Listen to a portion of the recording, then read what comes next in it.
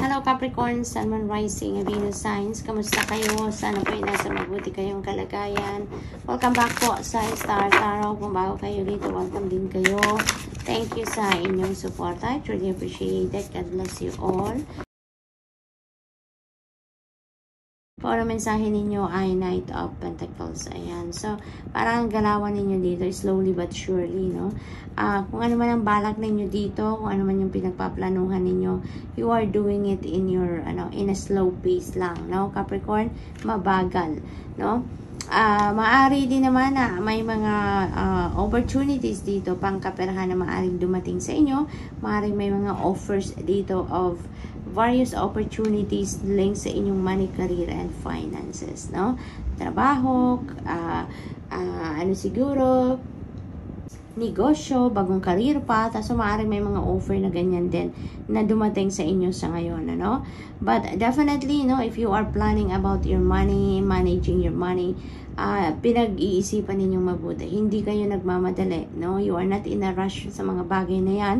Talagang you are gathering information, you're gathering facts, you're gathering different kinds of details dito at para mapagplanuhan ninyo ng maigi, ng maayos, ng efficiently yung inyong pagmamanage ng inyong kaperahan. So that is really beautiful, no? And also, Capricorn, hindi kayo dito nagmamadali because maybe talaga ang iniisip ninyo dito, you are just trusting the plan, no? The divine plan para sa inyo. Sumusunod kayo sa gabay sa inyo, sinusunod din nyo yung intuitive messages na pumapasok sa inyo, sinusunod din nyo yun. And maybe yung gabay na yan sa inyo ngayon is to take it slow, no? Kaya ganun din ang ginagawa ninyo ngayon, no? So yun ang ganap for others of you. So what else? We have 5 of Swords. Ayan. So, may loss dito. May lungkot kayong nararamdaman dito, no? At some point, dahil dito sa loss. Yung, ang napipick up ko dito, no, Capricorn, maybe you have lost someone dito dahil, maaring meron ditong nangyaring heated argument. So, maaring kung sino man yung nakausap ninyo dito na hindi kayo nagkaintindihan, may hindi kayo, naghiwalay kayo dito na hindi kayo on the same page, no? Maaring nakapagbitaw kayo dito ng hindi magandang salita, no? And maybe yun ang naging susi para mag-walk away ang isang tao para sa inyo, Capricorn. Maaaring ganon. Maaari din naman na kayo yung nakarinig, maaring yung kausap ninyo ang nakapagsalita ng hindi masyadong maganda, hindi ninyo nagustuhan, kaya maaring nasaktan kayo, and maybe, no, kayo yung naging loss ng taong yon kasi maaring magdedesisyon kayo, siguro dahil nasaktan kayo ng todo, maaring magdedesisyon kayo na you are not going to allow that person to be part of your circle anymore. Maaring tatanggalin nyo na din sa buhay ninyo yung taong yon, no?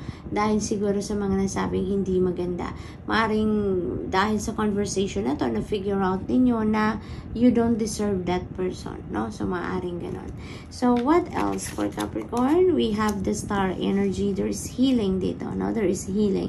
So, maaring yung 5 of Swords energy na to, ang nangyaring ito na paghihiwalay ninyo with that person. Maybe this happened already for quite some time na. Maaring tapos na to, maaring matagal na to, maaring ganun ang ganap. Kaya ngayon, may healing na kayo, no? Nasa healing energy na kayo ngayon na parang na-overcome nyo na siguro kung ano man ang naging sitwasyon doon, yung sama ng loob, yung hirap ng alam mo yun, yung may kagalit, yung hirap ng nawalan ka ng kaibigan or ng person, yung mga gano'n, no? Maaring nandito na kayo sa healing process ninyo, no? Or maaring you are totally healed na sa ngayon, maaring gano'n. Kaya naman, you are starting fresh. You are starting a different path ngayon sa buhay ninyo, no? Maaring there is a new relationship coming in dito, maaring may mga bago kayong makikilalang tao dito, no? Na magiging kaibigan, or kung anong klase man ang relasyon ninyo doon sa tao na nawala sa inyo, no, maaring yun din ang parating sa inyo sa ngayon. Yun ang sisimulan ninyo. So that could be that as well, no? This is also a wish fulfillment energy, Capricorn. So maybe meron kayong wish dito na magka-come to fruition. Ang naririnig ko is family. Maaring this is a family wish, or maybe wish ninyo ito for your family, no? Na maaring mag-come to fruition around this time. So that is really beautiful. So, Capricorn, that's all I have for you for today. I hope nakatulong ang mga mensahe ito in some way. Thank you for watching. Love and light. Namaste. Hello Virgo, Sun, Moon, Rising, and Venus signs. Kamusta po kayo? Sana po nasa mabuti kayong kalagayan. Welcome back po sa Star Tarot. Kung bago kayo dito, welcome din kayo. Thank you sa inyong suporta. I truly appreciate it and God bless you all. Ang mensahe ni Virgo ay Lover's energy. Ayan. So, maybe, no, Virgo, ang iba sa inyo dito is going to enter a new love and romantic relationship. Maaring meron na kayong nililigawan, or maaring meron kayong manliligaw, no? At ngayon, napagtanto ninyo na siguro this is the right person for you, no? So, maaring ganun ang ganap. Kaya naman, makikipag-commit na kayo doon sa tao. For singles, no, out there, maaring ganun ang sitwasyon. For others of you, Virgo naman, kung nasa established relationship na kayo, maaring meron na dito mga engagement din na mangyari. Maaring may magpo-propose na sa inyo, or maaring kayo magpo-propose. Maaring din naman na meron na ditong wedding conversations na nangyayari. Maaring nagpaplano na din kayo for leveling up of your commitment, no? Maaring magpapakasal lang iba din sa inyo dito. Maaring ganun ang sitwasyon, you know. This could also be decision making, no? Maaring may mga usapin na kayo dito, mga importanteng topic ang pinag-uusapan ninyo dito about your commitment, no, with your person, Virgo.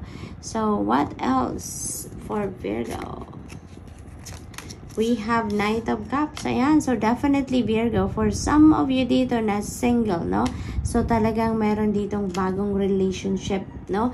Na mabubuo. Meron ditong new love connection na mabubuo for some of you. Maybe also, this is a time for you, Virgo, na talagang meron din magpo-profess ng kanyang pagmamahal sa'yo, pag-ibig sa'yo. Maaring meron ditong offer ng love sa inyo, Virgo, no? So, maaring, if you are still single, maaring meron ditong magpapakilala sa inyo, maaring matagal ka na nitong tinitignan, matagal ka na nitong pinagmamasdan, ano? Pinag-aaralan siguro nang sa gayon, kapag naglakas ng loob siya na mag-profess ng kanyang pag-ibig sa'yo, parang kilalang kalala ka na niya, no? Yung ganon. So, there could be someone like that sa ngayon, ano, na nasa inyong paligid, na yung parang ligaw tingin lang, pero ngayon maaring maglakas ng loob na yan, na magsalita, no? Na magsabi sa iyo ng kanyang nararamdaman. There could be also apology dito for some of you. Maaring meron dito mag-apologize sa inyo. Maaring merong taong nakasakit ng inyong damdamin in the past, no? At ngayon maaring lumapit sa iyo at mag-apologize. Maaring ganun din ang ganap. For others of you din naman, no, your focus is your spiritual side, no, yung spirituality ninyo. Maaring nagbubukas kayo ngayon ng inyong puso, ng inyong sarili, no, sa yung higher consciousness, sa source, kay God, yung ganon. Maaring yun din ang focus ng iba sa inyo, yung re-reconnect kayo, no, with your higher consciousness sa ngayon. Maaring may mga realizations din kayo na it's about time na din para muli kayo, makipag-connect muli kayo, no, sa divine universe, makipag-connect kayo sa inyong spirit team, yung mga ganon, no? So that's really beautiful. We have temperance, patience, no? Patience, yun ang naririnig ko agad-agad dito. Kailangan ninyo ng pasensya para maging peaceful ang inyong kalooban. We don't need to rush, we don't need to to maging padalos-dalos, no? Hindi dito, yung parang hindi ito yung tamang panahon para magpakaaligaga, kumbaga, no? Para, kasi pag naaaligaga tayo, nai-stress tayo in a way. Kaya, parang hindi yon ang magandang gawin sa ngayon. Parang hindi yon ang kailangan ng inyong mga sitwasyon sa ngayon, Virgo. So, kalma lang muna, no? Kahit sa mga pagdedesisyon dito about your relationships, no? Kalma lang dapat talaga para nang sa gayon mas magiging maayos, mas makakapag-isip kayo ng mas maayos, no? Kung kalmado ang inyong pakiramdam, no?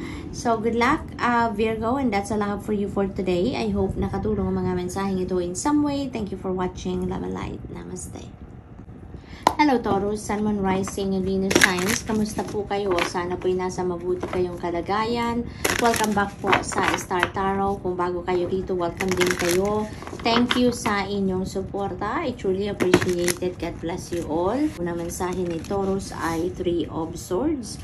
Taurus, mayroong heartache na naramdaman ang iba sa inyo dito. May heartbreak na naramdaman.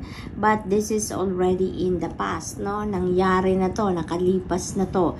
So, maaring aftermath na lang ito ng sitwasyon na nararamdaman ninyong heartache or sama ng loob or kung ano man na nakasakit ng inyong damdamin, ano?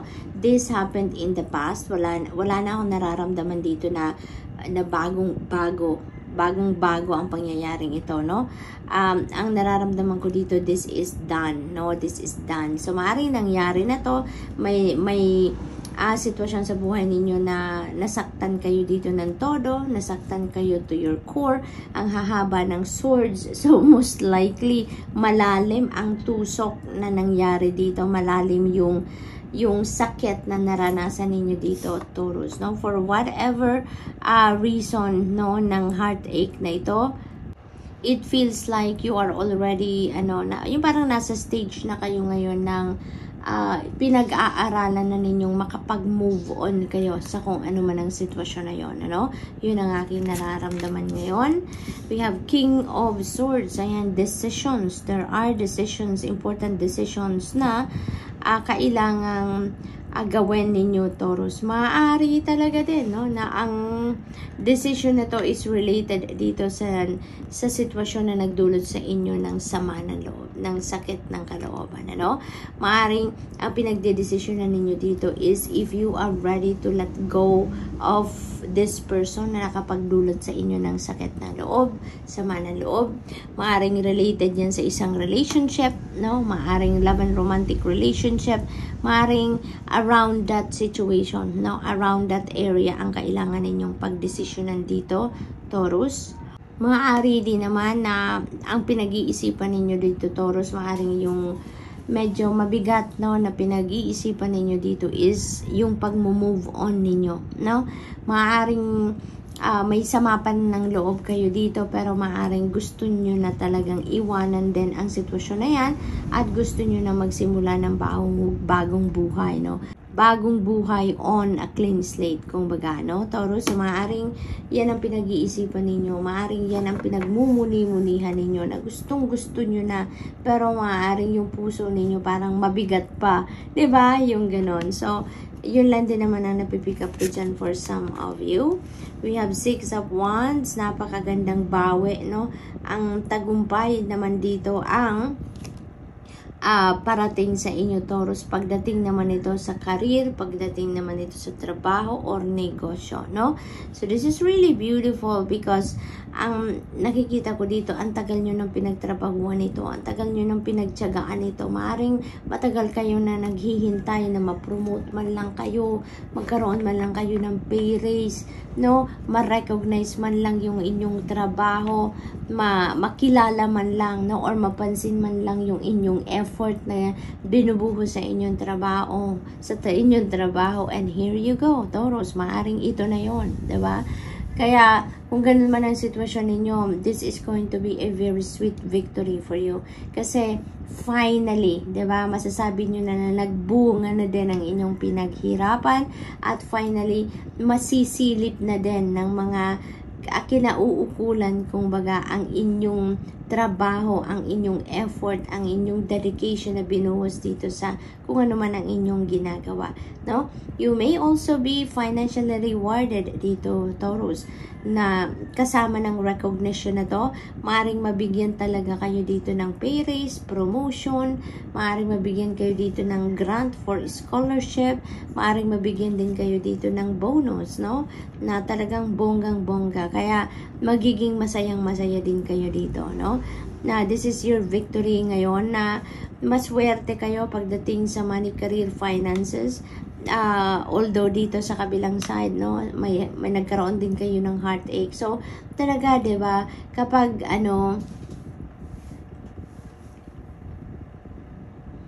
meron tayong mga hiccups na nangyayari or nararanasan sa buhay, may mga challenging situation, kapag nalalampasan natin yan, 'di ba? Merong nagbubukas na bagong pinto din sa atin, na yun din ang maghahatid ng, yung parang yun ang pang-counter doon sa hirap na naranasan natin. Kapag may hirap talaga, may ginhawa, 'di ba? May katapat na ginhawa. So, although dito nasaktan kayo, pero on ang other part naman, other area naman ng buhay ninyo, magtatagumpay din kayo, no, Taurus? So, balanse lang talaga ang buhay.